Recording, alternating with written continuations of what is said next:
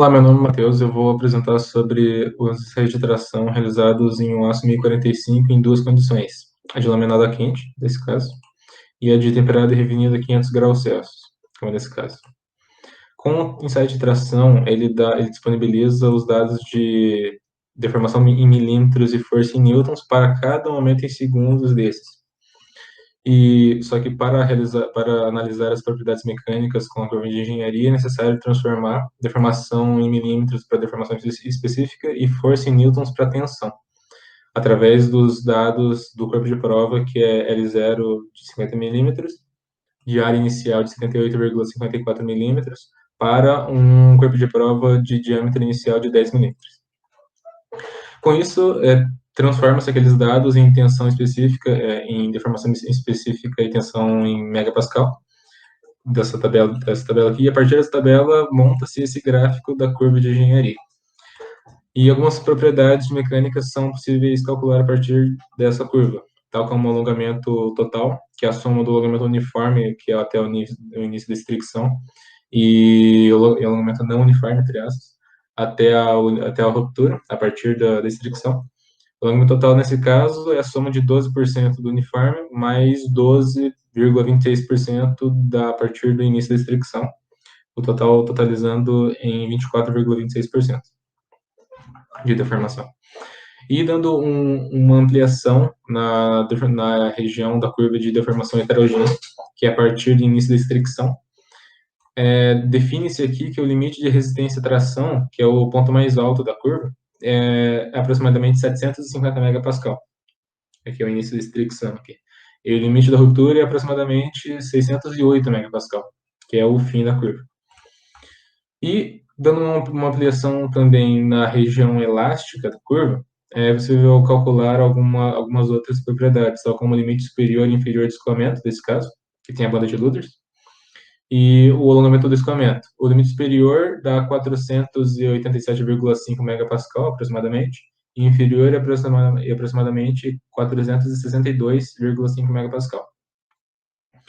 E o alongamento do escoamento, que é toda essa região mais na horizontal aqui, deu 0,95%, aproximadamente. O módulo de elasticidade, que se dá pelo cálculo da razão entre o delta tensão pela delta deformação, nesse caso, o delta tensão dá 400 megapascal e o delta deformação deu 0,0015, o resultado do módulo de elasticidade deu 266,66 gigapascal.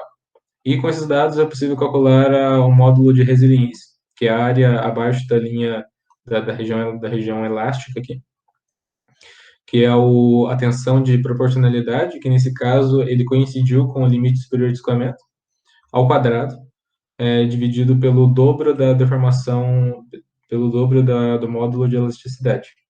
Fazendo esse cálculo, chegamos no módulo de resiliência de 0,445. E agora com a curva inteira, como um todo, novamente, e com os dados de tensão de escoamento, tensão máxima de resistência e deformação final, é possível calcular através dessa equação de tensão de escoamento mais tensão de resistência sobre 2 vezes a deformação final, o módulo de tenacidade, que é a área abaixo de toda essa curva, e resultando em 147,07 megapascal nesse caso. Além dessa curva de engenharia convencional, é possível calcular com o dado de coeficiente de Poisson tabelado para esse material, que é de 0,3, e a partir dele é possível calcular a deformação radial e a área instantânea para cada um daqueles momentos. Monta-se a curva real de deformação a partir da deformação específica verdadeira, calculada com o logaritmo neperiano de 1 mais a deformação específica de engenharia convencional, e a tensão verdadeira, que é a força, aquela mesma força, dividida pela área instantânea, a tensão verdadeira.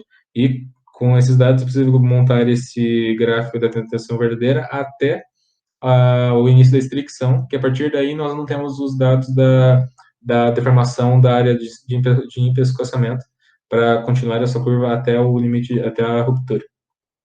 Mas é possível definir aqui que a deformação, que a tensão máxima de resistência é aproximadamente 807,7 megapascal.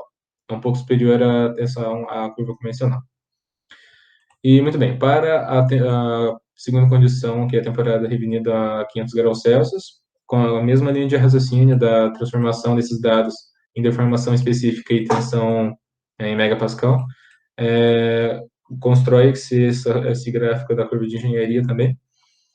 E aqui é possível perceber que, comparado com outro, a tensão, o alongamento total diminuiu em mais da metade, para 10,43%, o alongamento uniforme para 6,5% e o alongamento até a ruptura de 3,9%.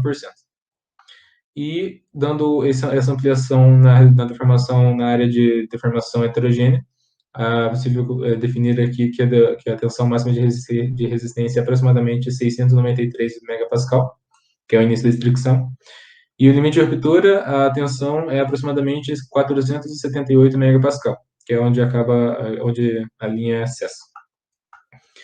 E a região elástica, aqui é diferentemente da outra, o limite de proporcionalidade de escoamento não é o mesmo, não se encontra no mesmo ponto, mas a de proporcionalidade aqui é onde a curva deixa de ser uma reta e passa a curvar-se. Nesse caso, é aproximadamente 400 megapascal. E para descobrir aqui a tensão de escoamento, seta-se essa linha paralela com essa linha inicial linear aqui, a partir do 0,2% de deformação, e onde ela encosta, onde ela corta a curva de engenharia, é onde o limite de escoamento se encontra, que é 588 megapascal. Com os mesmos cálculos da curva anterior, do estado de fornecimento, calcula-se o módulo de elasticidade de 183 gigapascal. O módulo de resiliência que varia entre a pessoa que opta por calcular a partir da tensão de proporcionalidade e a pessoa que opta pela tensão de escoamento. A pessoa que opta pela limite de proporcionalidade, a tensão de proporcionalidade, o módulo de resiliência é de 0,437 e com a tensão de escoamento é 0,944. A equação é a mesma da anterior. E agora, para o módulo de tenacidade, a área aqui embaixo da curva, com os mesmos dados e com a mesma equação, calcula-se e resulta em 66,8 megapascal.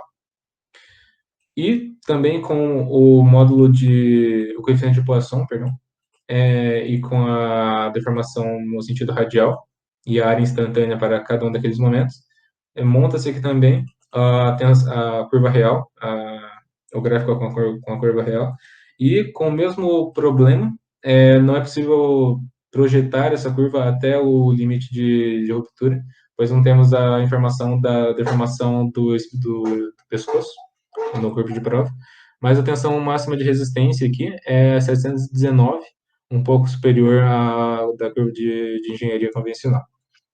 É isso, muito obrigado.